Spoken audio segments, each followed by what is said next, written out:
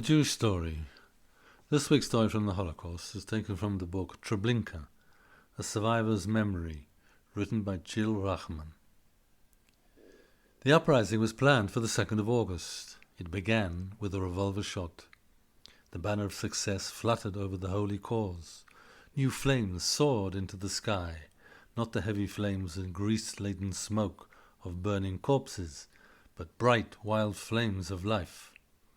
The camp buildings were ablaze, and to the rebels it seemed that a second sun was burning over Treblinka, that the sun had rent its body in two in celebration of the triumph of freedom and honor.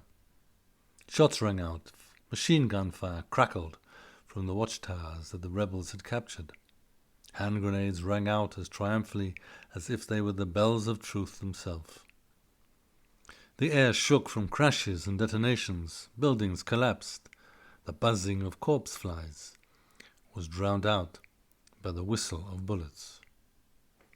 On the 2nd of August, the evil blood of the SS flowed on the ground of the hell that was Treblinka, and a radiant blue sky celebrated the moment of revenge.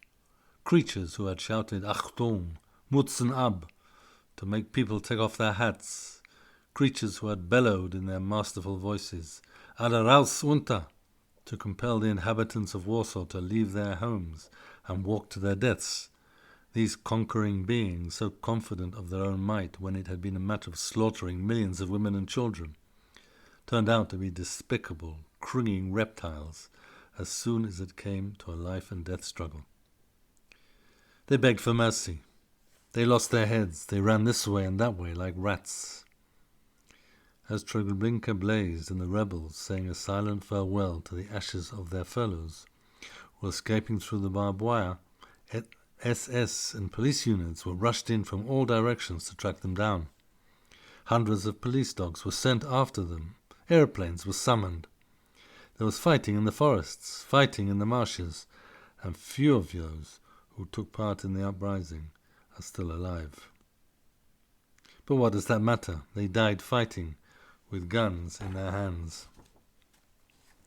After the 2nd of August, Treblinka ceased to exist.